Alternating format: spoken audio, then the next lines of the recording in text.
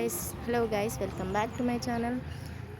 అయితే చాలామంది వీడియోస్ చూస్తుంటారు కానీ ఈ వీడియో మొత్తం అయితే చూడరు కదా. సో నా వీడియో అయితే స్కిప్ చేయకుండా చూసేయండి వీడియో మొత్తం. ఇంకా సద్దుల బతుకమ్మ ప్రిపరేషన్ మొత్తం నేను చూపించేశాను ఈ వీడియోలో.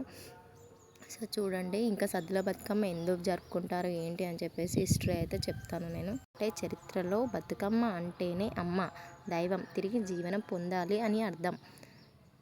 ఇది గౌరీదేవిని గౌరవించేందుకు జరుపుకునే గౌరీదేవి పండుగ. ఇది 9 రోజుల పాటు జరిగే ఈ ఉత్సవాలు మహాలయ అమావాస్యతో ప్రారంభమై దసరా పండుగకు ముందు రోజు అయిన దుర్గాష్టమితో ముగుస్తాయి. సో ఈ రోజున మనం సద్దుల బతుకమ్మను లేదా పెద్ద బతుకమ్మ అని పిలుస్తారు. మనకి ఎంగిలి పువ్వుల బతుకమ్మ మొదటి రోజు, చివరిది సద్దుల బతుకమ్మ అని అంటాము. ఈ పండుగలో మనం తెలంగాణ సంస్కృతి సంప్రదాయాలు ప్రతిబింబిస్తాయి. కలిసి పూలతో బతుకమ్మలను పేర్చి గౌరీదేవిని స్తుతిస్తూ పాటలు పాడతారు. చివరి రోజున చెరువుల్లో నిమజ్జనం చేస్తారు. సో మనకి పురాణ గాథలు అనేది ఇది సరస్వతీదేవి పార్వతికి తిరిగి జన్మించిన సందర్భంగా ప్రారంభమైంది బతుకమ్మ పండుగ. తెలంగాణ రాష్ట్ర పండుగ ఇది మనకి. సద్దులు అంటే అన్నం వంటివి అని అర్థం.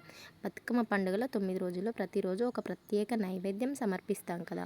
చివరి రోజు మనం దుర్గాష్టమి ఆర్ మహానవమి నాడు ఇదే సద్దుల బతుకమ్మ అని ఆహ్వానిస్తారు.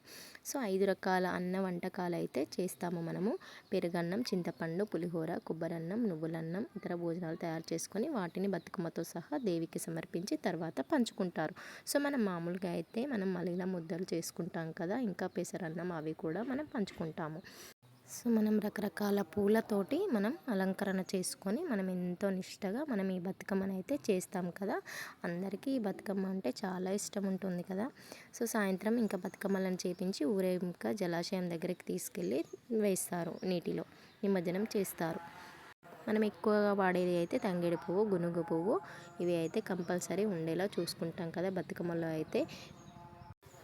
సో బతుకమ్మ అంటే అందరికీ ఇష్టమైన పండుగ కదండి. సో అందుకే ఇంకా మనం బతుకమ్మ ఎంతో ఇష్టంగా చేసుకుంటాము. అలాగే నైవేద్యం కూడా చేస్తాము. ఇంకా అలంకరణ అయితే ఇంకా చెప్పనక్కర్లేదు, ఎంతో ఇష్టంగా రెడీ అవుతారు స్త్రీలు మాత్రం. అలాగే బతుకమ్మని కూడా అలంకరించి అలాగే వారు కూడా ఎంతో ఇష్టంగా అలంకరణ చేసుకుంటారు. ఇంకా బతుకమ్మ అనేది మనకి చివరి రోజులో సద్దుల బతుకమ్మ. సద్దులు అంటే అన్నం కాబట్టి ఇంకా సద్దుల బతుకమ్మ అని చెప్పేసి మనం చెప్పుకుంటాము.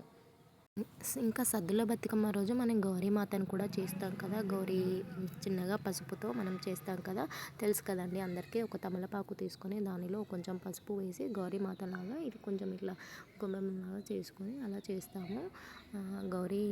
గౌరీమాతని దాని మీద పెట్టేసి ఆ గౌరీమాతను చేసుకుంటాం కదా, దాన్ని బతుకమ్మ మీద పెట్టేసుకొని మనం పూజ చేసుకుంటాము. దానికి చేసుకున్నాక ఇంకా దాన్ని ఆ బతుకమ్మని మనం పూజ చేసుకునే రూమ్లో పెట్టేసుకొని మంచిగా అలంకరించుకొని అక్కడ పెట్టేసుకొని చేసుకోవాలి.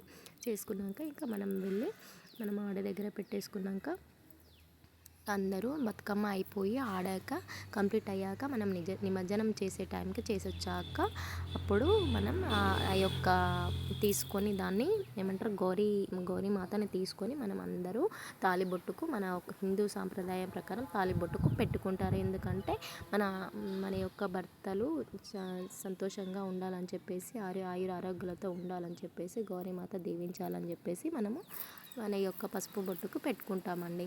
ఇది అండి మన హిందూ సాంప్రదాయం ప్రకారం ఉన్నటువంటి గౌరీమాత యొక్క విశిష్టత. సో గౌరీమాతని ఇలా మనం పూజించుకుంటామండి. Thank you. వీడియో మొత్తం స్కిప్ చేయకుండా